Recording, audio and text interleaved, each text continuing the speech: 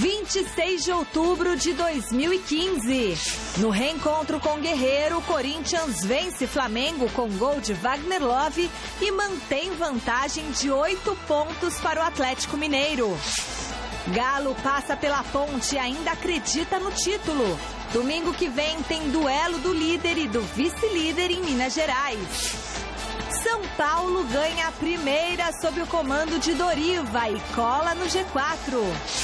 Com time misto, Palmeiras perde para o Sport e torcida diz que passar para a final da Copa do Brasil é obrigação.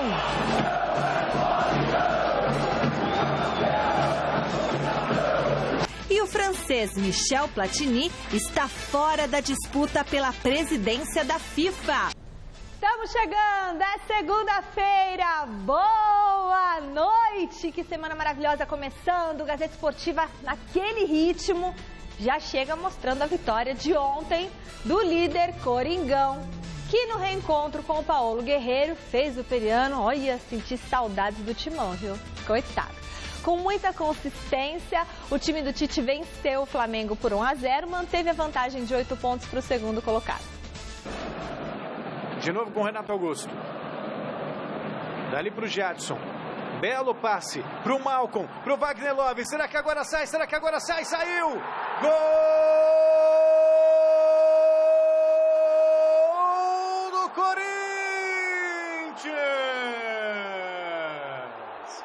Wagner Love, aos 47 minutos do primeiro tempo, abre o placar. Corinthians 1, Flamengo 0. Tivemos um equívoco no último minuto do primeiro tempo, porque até ali o jogo vinha equilibrado. Nós tínhamos tido alguns momentos de predominância no meio-campo. Não é meritório, mas eu acho que com um jogador a menos durante quase todo o segundo tempo, a equipe demonstrou bastante equilíbrio, os jogadores conseguiram suprir no aspecto defensivo a ausência de um colega, e aí sim, eu acho que foi uma demonstração de muito esforço e de muita disciplina da equipe do Flamengo, que mostra que está amadurecendo para fazer partidas melhores. Expectativa e ansiedade é o nosso é o desafio próprio do momento nosso. É inevitável. Primeiro, não dá para tirar. Tem que saber administrar. Eu estava indo para casa na segunda-feira, subi o elevador, aí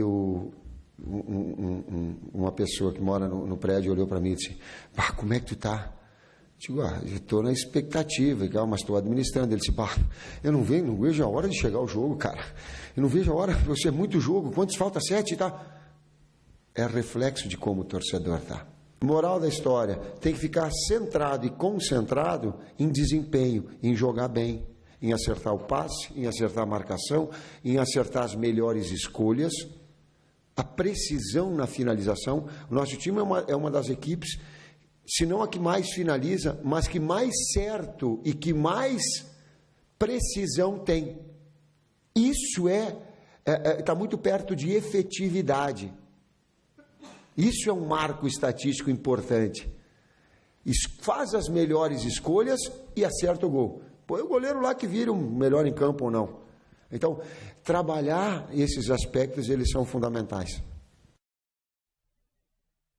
Tá certo, e nada como um dia após o outro. Maior esperança de gols após a saída de Paulo Guerreiro para o Flamengo, o atacante Wagner Love deu a volta por cima, superou a má fase, uma série de críticas e finalmente caiu nos braços da Fiel.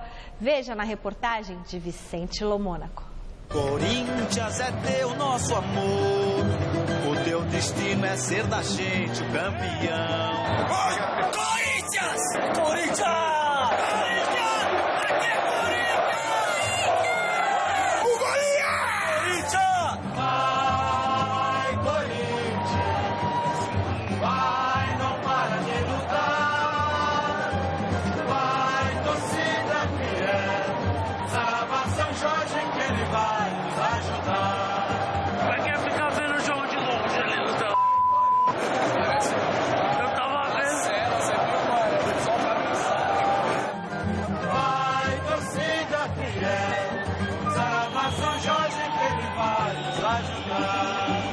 Chute pro gordo e fica o lazarento.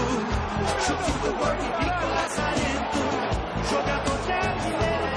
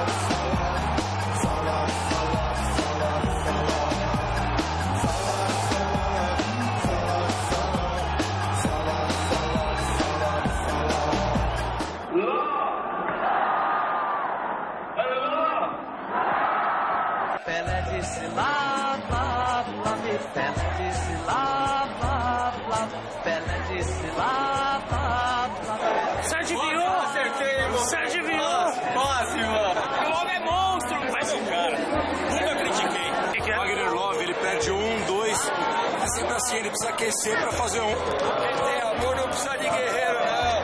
1000 vezes melhor que guerreiro. Chupa, guerreiro! Guerreiro tá cumprindo o que prometeu. Falou que só jogava no Corinthians. E tá fazendo isso. Claro que tecnicamente o guerreiro é melhor, mas o precisa de alma e raça. O guerreiro tá arrependido até uma sorte. Ser corintiano é decidir que todo ano a gente vai sofrer. Se enrolar no pano da bandeira e reclamar se tinha vencer. Mas de repente um ano é santo, a gente lá no céu. O time é fortação.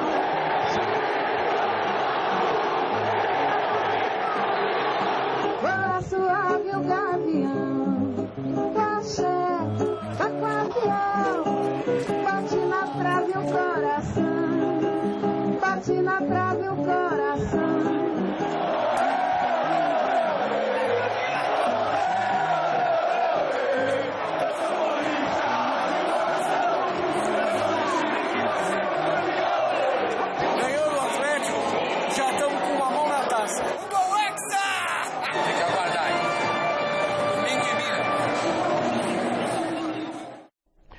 Grande noite para você que acompanha o Gazeta Esportivo. É curioso que para o corintiano o sofrimento existe de qualquer forma. Não importa se a diferença é de 1 ponto, de 2 pontos, de 3 pontos, de 5 ou de 8, como é o caso agora. A gente tem ouvido falar que o Corinthians está com a mão na taça já faz, sei lá, um mês. E ainda continua. O Tite falava sobre essa ansiedade, inclusive, ontem, após a entrevista coletiva. O Corinthians não apresentou o seu melhor futebol contra o Flamengo. O próprio técnico também reconheceu isso após o jogo, mas fez o suficiente para conseguir a vitória por 1-0. Está na briga, está forte na briga. Não acredito que o Corinthians perca esse título. É só uma questão de tempo. Aliás, questão de tempo foi até o título da minha coluna no site Gazeta Esportiva, no meu blog, na Cara do Gol.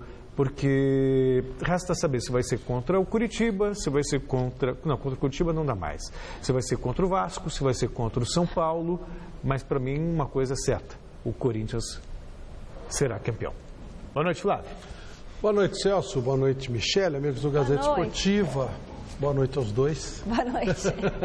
Galera aqui. Os dois são os bebezinhos da Michele, que já estou cumprimentando. A turma. Olha, o Corinthians é claro que já é campeão, não tem esse negócio. O time do porte do Corinthians, jogando a bola que está jogando, não tem surpresa, não existe zebra. Está resolvido. E é claro que tem que esperar o tempo correr, né? Não dá para você comemorar o Natal hoje. Não dá para você sair dançando no carnaval no meio da rua aqui na Avenida Paulista. É tempo. Mas já está resolvido o campeonato. É um time muito frio, muito consciente, joga uma bola muito legal, muito interessante. O Tite é um técnico especial. E aí é questão de humildade e de inteligência. Ele já sabia muito, já era um técnico consagrado, era um técnico campeão do mundo quando saiu e foi se aperfeiçoar. Ele não foi aprender, não foi tomar aula na Europa, foi se aperfeiçoar, foi se modernizar, foi fazer intercâmbio, trocar ideias. Toda hora ele cita, depois do jogo ele citou o Bianchi. é um cara especial, é um cara inteligente, isso é questão de inteligência. Né? E usa os conceitos. Quando ele esteve aqui no mês, ele falou, não, eu mudei meus conceitos de treinamento, vendo alguma coisa que o Ancelotti fazia no Real Madrid. Enfim, isso tudo é retratado e cai dentro do campo. Então não tem erro, é tranquilo. E ele tem outras duas características, Flávio, que eu acho bom a gente destacar, porque a gente malha tanto os técnicos brasileiros e com razão. O Tite ele apresenta duas coisas fundamentais. Confiança, que isso ele adquiriu indo buscar um conhecimento, ele poderia ter se acomodado, estacionado naquilo que sabia, e coragem. Seria muito mais cômodo ter aceitado uma proposta do Internacional, de qualquer outro clube, onde ele ia construir uma história, do que reassumir um Corinthians, onde ele já foi campeão do mundo e campeão da Libertadores. A gente falou isso no começo do ano. No máximo, ele vai igualar o que ele já conquistou. Mas ele aceitou o desafio. E detalhe, mostrando-se melhor do que era. Que incrível, né? Você Agora, tem que tirar eu vou dizer uma coisa aqui que muita gente não vai concordar. Eu acho uma gelada a ida dele para uma eventual seleção brasileira. Também acho. Gelado, é um caminho natural. gelado. É uma mala seleção brasileira. Os grandes treinadores do mundo, eles vão para a seleção depois que eles se consagram. Sabe qual é a chance do Mourinho dirigir a seleção de Portugal hoje? Nunca. Só depois que ele estiver velhinho e tal, e talvez ele pense nisso. Como o Trapattoni fez. Em 89, eu entrevistei o Trapattoni e falei, por que o senhor não vai para a seleção? Ele falou, não, meu filho, vou ganhar dinheiro, depois eu vou. E, de fato, ele fez isso. Da mesma forma, um Guardiola na Espanha nem se atreve a convidar. Né? E por aí vai, entendeu? Os grandes treinadores, eles vão depois. O Tite está no Corinthians. O Corinthians hoje movimenta muito mais gente do que a seleção brasileira. Traz muito mais emoção. Eu acho que o convite virá. Se fosse ele, eu não aceitava, não. Sem falar que... Não fez diferença para o Muricy não aceitar. Sem falar que as pessoas, só para concluir, que as pessoas que estão hoje à frente da CBF não são nada... confiáveis. Exatamente isso. E o Tite, né, um cara bastante que preza muito por isso. Vote na enquete que está no ar no site Gazeta Esportiva. Após ter derrotado ontem em Itaquera, você acha que o Guerreiro se arrependeu em ter trocado o Coringão pelo Flamengo? Celso Cardoso. Eu comentei até com amigos ontem. Eu não tenho a menor dúvida. Se ele não comentou com alguém, ele deve ter pensado, o que eu fui fazer? Tudo bem, a minha conta bancária tem mais dinheiro, mas o que eu fiz? Ele está isolado na frente, tem que lutar por tudo. E ainda tendo como referência o Corinthians jogando o que está jogando, eu não tenho a menor dúvida que ele se arrependeu, sim. Flávio. Se ele se arrependeu, ele é um tonto. 42 milhões de reais em 5 anos. E o Flamengo está pagando em dia só se ele for muito tonto. Por 42 milhões de reais dá para ficar sozinho, dá para ficar isolado. Dá pra ficar sem marcar quando ele ficar, como dizia o Candinho quando ele estava na Arábia, ele falou, de vez em quando eu sinto uma saudade, aí eu vou no banco. Eu olho a minha conta, tiro os dólares, conto e tal. Dá para ficar isolado. Com 42 milhões no banco, se dá. Eu acho que a conta... Ô Celso, a conta dele tá cheia, mas em campo, lá no site Gazeta Esportiva, o Celinho, a equipe fez uma reportagem mostrando o desempenho do Guerreiro no jogo. E olha, foram 21 bolas perdidas. Pra vocês terem uma ideia, o Paulinho, do Flamengo, teve 10 bolas perdidas. O Guerreiro foi o que mais perdeu posses de bola, teve o cartão amarelo por reclamação, 2 impedimentos, 3 gols e só 3 gols marcados em 15 jogos. Mas eu tenho uma explicação para isso, mas também foi o cara que mais buscou o jogo. Ele foi engolido pelo Gil. Isso. Essa é a questão. O Gil jogou muito, mas ele em nenhum momento ele se escondeu. Foi de fazer muitos gols. Não, e ele o Guerreiro nunca foi de fazer muitos gols. É maluco isso. O Guerreiro, no Corinthians, o máximo que ele fez foi 15 gols por ano. Ele faz gols decisivos, mas ele nunca foi de fazer muitos gols. Né? Ele nunca foi de fazer muitos gols. Wagner Love já tem 11. 42 milhões na conta, 42 milhões de reais na conta depois de 5 anos. Você se arrependeria, João? É difícil, acho que eu também não. Já o Palmeiras tinha tudo para voltar ao G4. O Santos tinha empatado na rodada e poderia ser ultrapassado. Enquanto isso, no Pacaembu, o Verdão encarava o Sport, clube que ainda não tinha vencido nenhuma fora de casa nesse campeonato.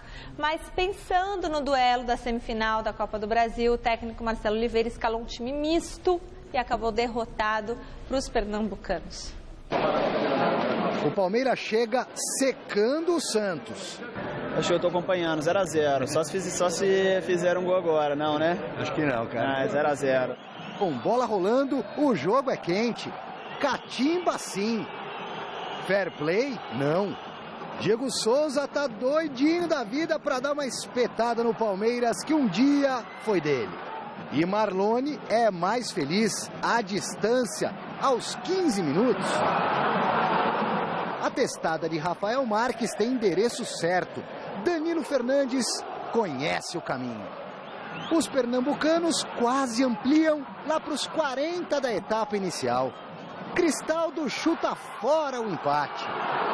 E nos acréscimos, acredite, novas oportunidades desperdiçadas lá e aqui.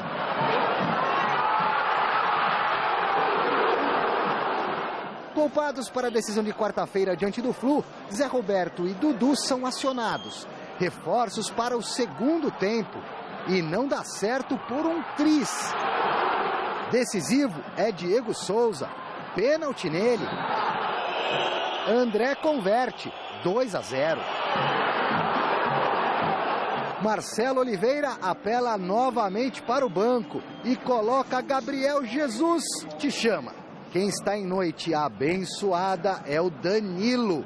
Não podemos dizer o mesmo de Cristaldo. Gabriel, ai Jesus, que pecado. Solitário, Fernando Praz fica só rezando no mano a mano com os pernambucanos. O Sport, com méritos, soma 3 pontos e cola na zona de classificação.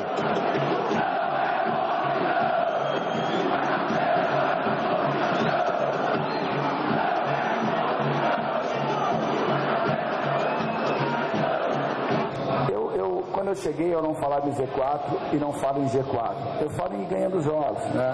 E lá no fim a gente vai ver o que vai acontecer.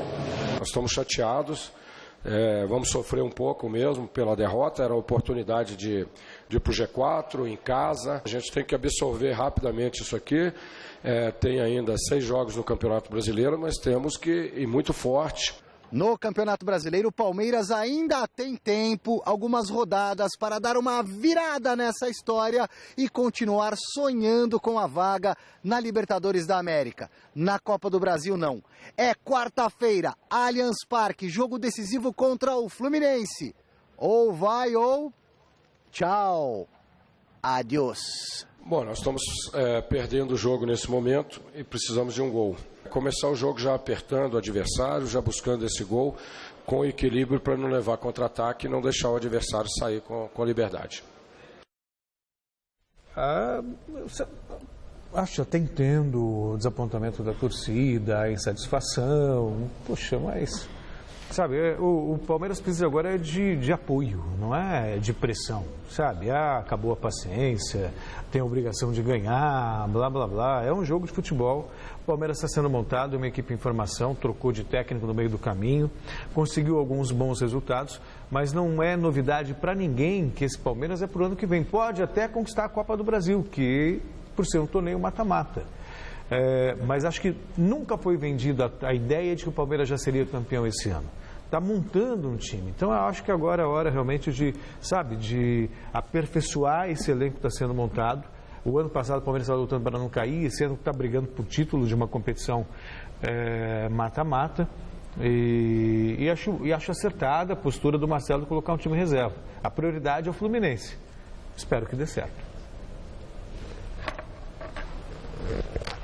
Bom, o São Paulo continua vivo na briga por uma vaga no G4 após vencer o Coritiba por 2-1 no Couto Pereira. O resultado fez o tricolor chegar aos mesmos 50 pontos do quarto colocado Santos, que leva vantagem apenas no saldo de gols. No Couto Pereira, Allan Kardec chutou cruzado e fez 1-0 para o São Paulo diante do Coritiba.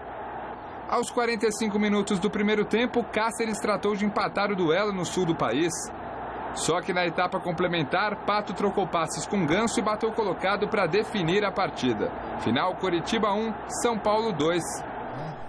Fizemos um primeiro tempo muito bom, criando várias chances. Ainda perdemos algumas chances que poderiam nos ter dado um placar um pouco mais tranquilo, né? Mas foi fundamental, porque a gente tinha a pretensão de ganhar para nos manter vivos na briga pelo G4, né? E conseguimos essa vitória. Não é fácil jogar contra os adversários que estão lutando para sair ali daquela zona de trás, né? Mas estou feliz pelo resultado e enfim, dar sequência no trabalho. O time de São Paulo é um time irregular, né? Não tá todo bagunçado. O Curitiba também está derrubado, tá jogando nada. O time de São Paulo tá uma bagunça, tá todo esculhambado. Então, a gente não sabe exatamente o que esperar. Pega o Sport no final de semana, vamos ver o que acontece. Né? Aí tem o Santos, que é um jogo que já, para mim, já está claro. Acabado. A propósito, a gente vai falar também sobre cenas lamentáveis que ocorreram no final de semana por conta de derrotas. Teve incidente em Goiânia, a gente vai mostrar.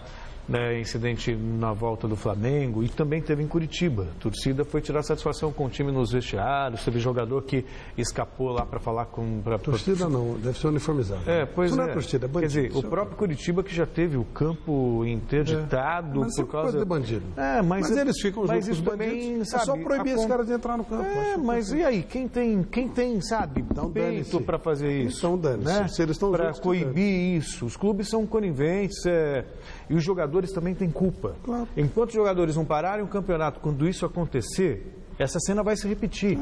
Ou os jogadores se unem para parar com essa palhaçada, ou a gente vai continuar noticiando isso toda final de campeonato. O Santos viajou a Florianópolis para pegar o Figueirense e não saiu do 0-0, mesmo resultado de Vasco e Grêmio no Maracanã e Chapecoense e Avaí na Arena Condá. Nos outros jogos da rodada, a rede balançou. Veja os gols. No Maracanã, o Atlético Paranaense bateu o Fluminense por 1-0 graças a essa cabeçada firme do artilheiro Walter. Foi a segunda derrota consecutiva do tricolor carioca no campeonato. Quem também venceu pela contagem mínima e com gol de cabeça foi o Internacional. Vitinho, aos 19 da etapa complementar, deu a vitória ao Colorado diante do Joinville. A equipe do técnico Argel soma agora 50 pontos e volta a encostar no G4 do Brasileirão. O Galo recebeu a Ponte Preta no Independência e saiu na frente do marcador com Luan. Giovanni Augusto de cabeça aumentou para os donos da casa. No último lance da partida, Renato Chaves ainda achou tempo para descontar a favor da Macaca, mas já era tarde. Final, Galo 2, Ponte 1. O Cruzeiro, rival do Atlético, foi até Goiânia encarar o Goiás. De Arrascaeta, aos 6 minutos do segundo tempo, anotou o único gol do jogo.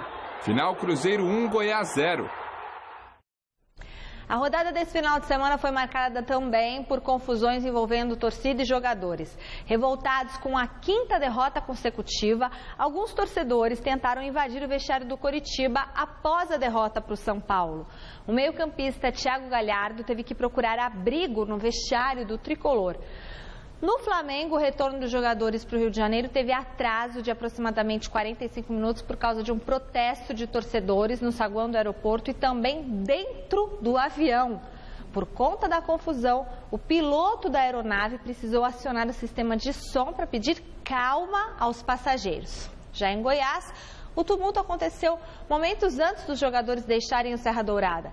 Revoltados, torcedores esmeraldinos só não chegaram às vias de fato porque estavam separados por um portão, de segurança. Inconformado, o meia Felipe Menezes partiu para cima de alguns manifestantes com chutes, mas foi contido por um funcionário do clube. Que situação! Com eleições marcadas para o dia 26 de fevereiro, o meio político da FIFA segue em ebulição. No último dia para a inscrição de candidatos, a UEFA anunciou hoje que o francês Michel Platini, suspenso por 90 dias pela Comissão de Ética da FIFA, está fora da disputa. No lugar dele, a UEFA vai apoiar um suíço. Reviravolta no último dia de inscrições para a eleição do presidente da FIFA, correndo o risco de ficar sem candidato por conta da suspensão do mandatário Michel Platini. A UEFA anunciou nesta segunda-feira que vai apoiar a candidatura do suíço Gianni Infantino, secretário-geral da entidade. Esse deve ser um dos processos eleitorais mais concorridos na organização que dirige o futebol mundial, uma vez que, até o momento, 6 nomes concorrem ao cargo. Além de Infantino, também estão no páreo o príncipe jordaniano Ali bin Al-Hussein, o francês Jérôme Champagne, ex-vice-secretário-geral da FIFA, o ex-jogador David Nakrid, de Trinidad e Tobago, Salman bin Ebrahim Al Khalifa, do Bahrein, e o presidente da Federação Liberiana de Futebol, Musa Bilic. Até meia-noite em Zurique, 9 da noite pelo horário de Brasília, outros nomes podem surgir, como o do brasileiro Zico, que busca o apoio de 5 federações nacionais para confirmar a candidatura.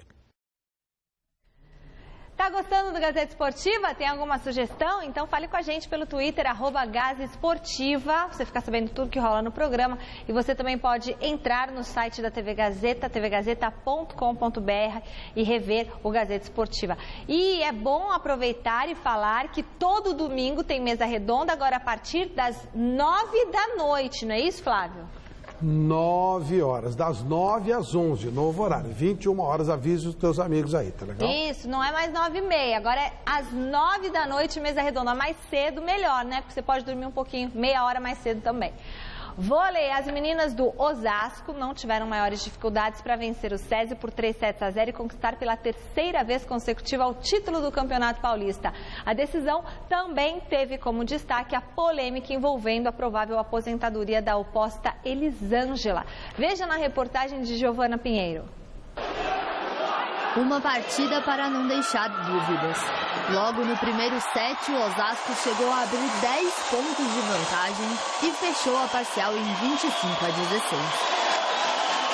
O SESI tentou a reação, com Jaque, a maior pontuadora da equipe, chegou a empatar 7-7. Não durou muito. Placar final da segunda etapa, 25-18 para as mandantes. Perto do título e empurrado pela torcida que lotava o ginásio, o Osasco venceu a terceira parcial em 25-20. Eu pedi para que a gente, nessas 3 semanas, a gente fosse muito intenso, principalmente nos estudos táticos. Então a equipe venceu o campeonato jogando bem. Aí o técnico fica muito feliz, né? Com uma campanha inquestionável, o Osasco, em 10 jogos, perdeu apenas 4 sets e se manteve invicto na competição. Neste domingo, a equipe de Luiz Omar bateu o SESI por 3-0 em casa e conquistou o tetracampeonato paulista de vôlei, mantendo assim a hegemonia, agora com 13 títulos do torneio. A gente jogando uma ajudando a outra, a gente jogando em prol da Lili, a gente não sabe se vai parar agora, se não vai. Então teve aquela vontade de ser campeão mais uma vez, teve a vontade de ganhar pela Lili, né, que ajudou a gente muito no Paulista, jogando com palavras, sempre com aquela energia positiva dela. A equipe está de parabéns, nós entramos hoje pela família Nestlé, nós entramos pela essa torcida de Osasco e nós entramos pela Elisângela. Eu acho que a Elisângela, para mim, tem um papel importante na equipe, não é só como atleta, mas como pessoa. O título foi dedicado a Elisângela, que mesmo sem jogar foi aclamada pela torcida. Devido ao ranking da Confederação Brasileira de Vôlei, que busca equilibrar o nível entre as equipes, a jogadora pode ter a aposentadoria antecipada. Isso porque, com a presença dela, que vale 1 ponto, o Osasco ultrapassaria o máximo de 43 estipulados. Nós, treinadores, somos responsáveis pelo ranking. Esse episódio de Elisângela que tem que refletir um pouquinho nas próximas reuniões, tentar adequar principalmente assim, quando acontecem situações que talvez não prejudiquem nada a competição, que é o caso da Elisângela. Então esse título hoje ele vem com uma forma especial, talvez podendo ser o último, mas acho que eu saí de cabeça erguida, o que eu fiz até hoje no voleibol, eu fiz com amor, com carinho, e eu acho que sair assim no momento que todas as jogadoras foram se manifestar, foram em rede social, isso não tem preço.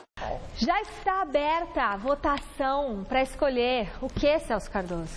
Troféu Mesa Redonda. Ele estava de óculos, ele e não o Flávio quer... sem. É porque eu não consigo ler de óculos. Eu tiro e ele coloca os óculos. É assim, ó, eu só consigo ler de perto sem óculos. O Flávio põe o óculos e eu só consigo ler de óculos. Você lê de óculos de perto, eu leio de óculos de longe. E eu tô lendo aqui perto, óculos e não enxergo nada e não uso. Você usa lente, né? Não uso nenhum do outro, não uso lente, nada. Não consigo nem colocar lente. Você não usa lente? Eu achei que você usava de 4 graus. São 3 graus e eu não uso. Mas é só um olho. Vencedores da 12ª edição do Troféu Mesa Redonda, a melhor premiação do futebol brasileiro. É você que vota, é você que escolhe, você que acessa no site Gazeta Esportiva. Clique no banner do Troféu Mesa Redonda, siga as instruções, vote, monte o timaço do Campeonato Brasileiro. Tem novidade esse ano, vai ter a estreia do Troféu Gazeta Esportiva que a gente vai entregar para o melhor jogador. Vai ser muito legal. Vai ser, sensacional. Tudo que a Michele falou, você escolhe até 14 de novembro. Depois uma comissão leva os 3 mais votados para que jornalistas, 120 jornalistas, escolham os melhores. E a Lux Color e a Baltec, empresas espetaculares, estarão com a gente para a escolha dos melhores do ano, Troféu Mesa Redonda, e o melhorzão de todos ainda ganha também o Troféu Gazeta Esportiva. Aê! Já votou, Celso? Não, ainda. Por que você não quer ser visto de óculos? Não, é que não é o mais apropriado, que ele é muito pesado. Só isso.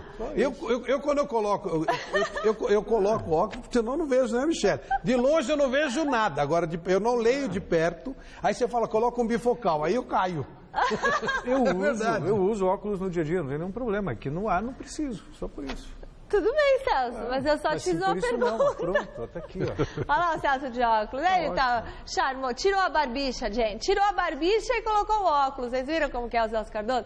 Voltamos a falar do São Paulo. Nosso contato agora é com ele, o repórter, pai da Maria Carolina, Alexandre Silvestre, que está neste momento no CT da Barra Funda. Olha ele aqui, acompanhando a reapresentação do Tricolor. Os jogadores começam a semana se preparando para a decisão de uma vaga para a final da Copa do Brasil contra o Santos, quarta-feira na Vila. Boa noite, Silvestre, é com você.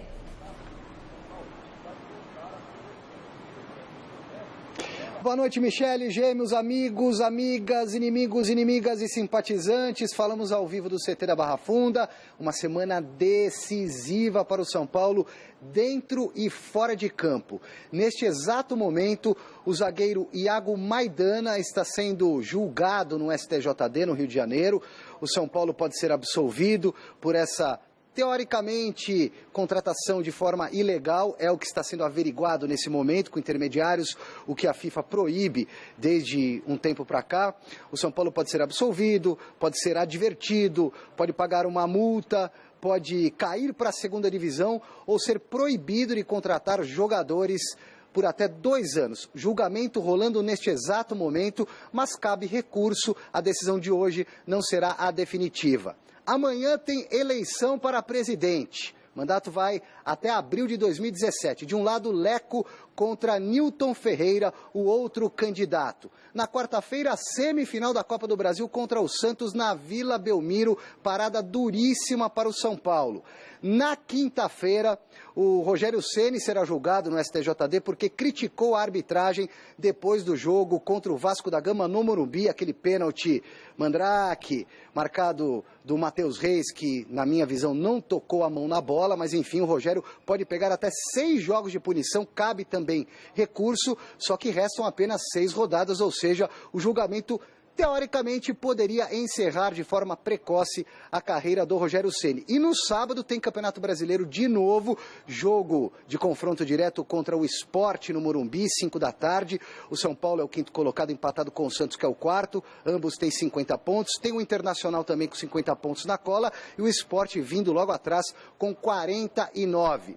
A equipe se prepara, ou se preparou hoje e também amanhã para o jogo de quarta contra o Santos. Quem concedeu entrevista coletiva agora há pouco aqui no CT foi o Allan Kardec e eu tive o prazer de abrir a entrevista com essa pergunta. Missão bem complicada para vocês quarta-feira. Você acha que o São Paulo tem que pensar em ganhar o jogo e ver no que dá?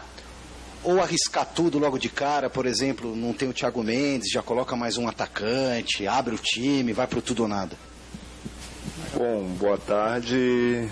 Sinceramente, a parte tática é difícil dar qualquer tipo de opinião, né?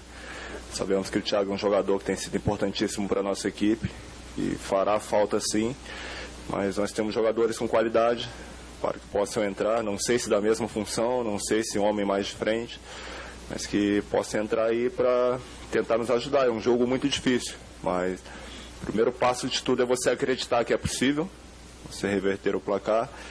E o segundo é você entrar em campo e deixar tudo à sua vontade e ter também muita frieza para você poder definir as jogadas, porque oportunidades aparecerão.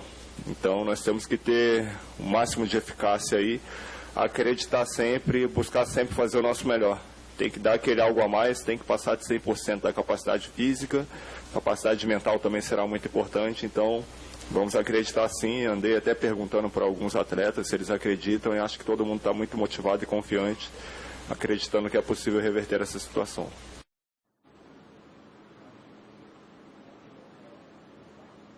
Essa pergunta o Allan Kardec fez para alguns jogadores logo depois da derrota do São Paulo para o Santos no primeiro jogo no Morumbi. Entrou no vestiário e já na lata perguntou: você acredita? E você acredita? Se não acreditar, pede para sair. Alguma coisa nesse sentido. O Allan Kardec acrescentou aqui na entrevista que da dificuldade você pode criar uma solução e fazer história. É muito difícil. O São Paulo precisa de uma goleada 3-0, por exemplo, ou 4-1, 5-2, diferença de 3 gols para garantir a vaga na final da Copa do Brasil, um título inédito para o tricolor paulista. E força ofensiva para isso não faltará. Na defesa, existe ainda alguma dúvida, porque o Breno continua se tratando de uma tendinite no joelho direito. Hoje, por exemplo, ele treinou apenas fisicamente, em separado. Já o Luiz Fabiano, outro que não enfrentou o Curitiba, assim como o Breno, no final de semana pelo Campeonato Brasileiro no Couto Pereira, a vitória do São Paulo, com gols do Kardec, que fez o gol 10.000 da história do São Paulo, contando também o início do São Paulo nos anos 30 como São Paulo da Floresta. Teve gol do Pato e do Kardec nesse jogo. O Luiz Fabiano foi poupado com dores musculares, treinou com bola agora à tarde. Resta sabermos o que pretende fazer Doriva, porque o treino de amanhã, a parte que mais interessa, será fechado à imprensa, Michele.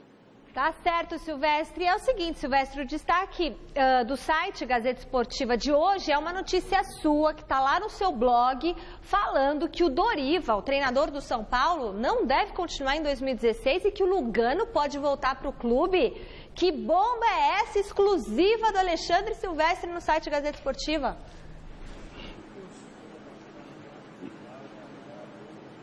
No blog O Céu é o Limite, Michele. Tem outras coisinhas lá também interessantes, alguns vídeos. Mas aqui na quarta-feira eu estive no Morumbi trabalhando no jogo do São Paulo contra o Santos, conversando com muitas pessoas e bateram para mim a seguinte informação: que o Doriva, que foi contratado única e exclusivamente pelo Carlos Miguel Aidar, que estava sozinho na diretoria praticamente e que já faz parte do passado em relação à gestão do São Paulo, não tem força política nesse momento. E tanto o Leco, que é o candidato, um dos candidatos, quanto o outro candidato, o Ferreira, o homem do chapéu, eles têm pensamentos semelhantes, ou seja, de trazer um técnico para 2016 que tenha mais gabarito, mais experiência, que possa controlar melhor o elenco. E em relação ao Lugano, o São Paulo já tentou repatriar o Lugano algumas vezes, até mesmo com o Osório no comando do Tricolor, só que com a saída do Rogério Ceni no final do ano, o São Paulo perderá um ídolo, uma liderança dentro e fora de campo. E o Lugano poderia, em parte, ser um substituto do Rogério Ceni nesse quesito. O Lugano tem 34 anos, não tem mais a pegada de outrora, como em 2005, quando ele mordia os adversários e conquistou o título da Libertadores e do Mundo. Tem problemas também nos joelhos, mas o Lugano tem muita raça, muita disposição e poderia ser essa liderança na ausência do Rogério Ceni. É o que veremos. O Lugano até fez questão de colocar no vínculo que ele tem com o Cerro Porteño do Paraguai, o time que ele defende nesse exato momento, uma cláusula que o libera de qualquer multa se o São Paulo quiser contratá-lo. Michele. Boa, Silvestre. Muito obrigada por todas as informações. Não, rapidinho. Eu não sei o Flávio que pensa. Eu não entendo essa fixação pelo Lugano. Não, acho que seria gelada pro Lugano e pro São Paulo. O Lugano já passou. Já foi a época. E o Doriva, é claro que não pode ser técnico do São Paulo. É muito ruim, né? Técnico fraquinho, técnico para time bem pequenininho. Saiu da Ponte Preta, fez a menor diferença. Técnico desse tamanho e arrogante, né? Ele esculhambou o Osório outro dia sem ganhar nada. Agora que ele ganhou no Curitiba, capaz dele estar falando mal do Guardiola. Técnico pequenininho, não serve. Isso aí é técnicozinho, não dá. São Paulo tem que ter um técnico de verdade. Não tem personalidade, a boleirada não respeita, não dá, não serve pro São Paulo. A Federação Paulista reuniu os afiliados hoje à tarde para anunciar um novo modelo de gestão da entidade. Além disso, algumas mudanças serão feitas nos campeonatos organizados pela Federação a partir de 2016, como, por exemplo, a presença de um hino antes de todos os jogos, no estilo da Champions League. Acompanhe as novidades na reportagem do Garrafa. Depois do desempenho desastroso da seleção brasileira na Copa do Mundo, o descrédito do torcedor com o futebol tem crescido a cada dia. O vexame não tem sido apenas dentro de campo.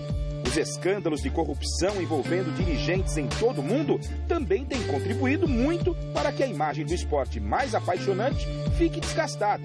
E o Brasil é representado de forma negativa nesse processo, com a prisão do ex-presidente da CBF, José Maria Marinho, acusado de receber propinas na compra e venda de campeonatos organizados pela entidade. Tentando ir na contramão de todos esses problemas, a Federação Paulista de Futebol apresentou hoje um novo modelo de gestão, que deve entrar em prática em 2016. Nós vivemos um momento muito difícil. O futebol, como um todo, em descrédito. Precisamos trabalhar junto, unido por um futebol melhor. A dificuldade vai ser muito maior. Esse projeto, ele é um bom início e pode ser espetacular se contar com o apoio de todos vocês, né? Primeiramente, nós queremos uma missão, que é preservar a essência do futebol paulista, contribuindo com uma gestão mais profissional em todos os níveis, para garantir o espetáculo e valorizar ainda mais esse nosso esporte. Objetivo: reposicionar a Federação Paulista de Futebol com impacto na percepção de imagem em todas as categorias e campeonatos. Resgatar a autoestima do futebol, conseguir o comprometimento dos clubes e aumentar a consideração pelo futebol. Com essa iniciativa, a Federação Paulista de Futebol pretende aproximar seus afiliados da entidade, no exato momento em que alguns clubes do futebol brasileiro sonham com a criação de novas ligas, casos de mineiros e gaúchos. O que a Federação Paulista de Futebol, os clubes de São Paulo exigem é respeito a regulamentos, a contratos, respeito ao atleta que já está jogando o necessário, vamos dizer assim, respeito ao calendário. Não tenho preconceito absolutamente nenhum com relação a se formar uma liga, só que eu acho que a situação que os clubes de São Paulo vivem com o seu regional, ela é diferenciada em relação aos outros regionais no Brasil. Primeiro pela organização, que é bem organizado, é um campeonato muito interessante, e depois pela remuneração. O Campeonato Paulista hoje paga mais do que a Libertadores da América. Outros lugares precisam se unir para que tenhamos um futebol mais competitivo. São Paulo já tem isso, é uma vantagem que São Paulo tem. Nós temos que dar força para que a federação seja a nossa representante, não algo isolado dos clubes. E me parece que é isso que nós estamos tendo. Se o momento é de mudar, a partir de agora, a Federação Paulista de Futebol tem uma nova logomarca. Para você que gosta do hino da Champions, vá se acostumando, pois agora esse será o som do futebol paulista.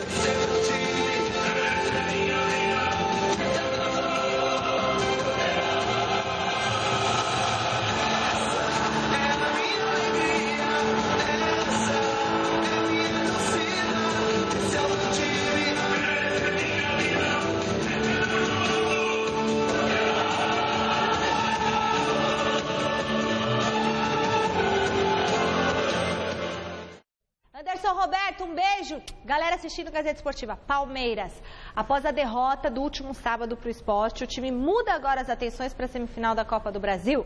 E o Garrafa, que estava na Federação Paulista, aproveitou a distância pequena para o centro de treinamento do Verdão e foi conferir também a reapresentação do elenco alviverde.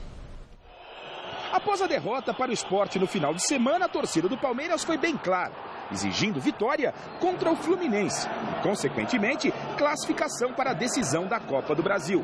Que bom que existe essa pressão, sinal que estamos num clube muito grande, um clube que quer disputar títulos, que quer buscar coisas novas e boas e grandes. A única forma para esse tipo de pressão, que ao meu ver é normal, acabar, é a gente vencer as partidas, passar para a final, enfim, vencer, ganhar títulos, é só assim que acaba tudo isso. A cobrança para um melhor desempenho não vem apenas da arquibancada. O presidente Paulo Nobre sabe que o time está rendendo abaixo do esperado. É uma equipe em formação, foram 25 jogadores novos, nem todos fizeram pré-temporada, porém, eu como meu lado torcedor, o lado torcedor do presidente, esperava que tivesse menos oscilação no final da temporada. O senhor banca a permanência do Marcelo Oliveira pelo menos até o final do ano? O Marcelo Oliveira tem contrato com o Palmeiras até dezembro de 16. Independentemente da cobrança ou não do torcedor e também da diretoria, o grupo sabe da importância dessa semana, onde quarta-feira decide vaga contra o Fluminense na decisão da Copa do Brasil. E no domingo, pega o Peixe na Vila Belmiro, tentando se reaproximar do G4. Sem dúvida, é uma semana importantíssima para a gente. É uma semana decisiva, né? Uma semifinal, vai nos dar uma condição de disputar esse ano mais um título, né? Então, decisiva. Quarta-feira é uma decisão, é um jogo importantíssimo. Para diminuir essa pressão, os jogadores do Palmeiras sabem que terão que garantir uma vaga na decisão da Copa do Brasil na próxima quarta-feira contra o Fluminense. No jogo da ida, o Palmeiras perdeu por 2-1. E com esse resultado, basta uma vitória simples por 1-0 que o Verdão atinge este objetivo. Para esta partida, o técnico Marcelo Oliveira começou a trabalhar a equipe agora à tarde. E tem uma boa notícia: Robinho está de volta ao meio-campo. E Cleiton Xavier, se for liberado pelos médicos, poderá ficar à disposição no banco de reservas. Da Academia de Futebol do Palmeiras, Osmar Garrafa para o Gazeta Esportiva. Cutucou a onça com vara curta. Não pode. Acabou o programa. Acabou o programa, todo mundo entendeu tudo.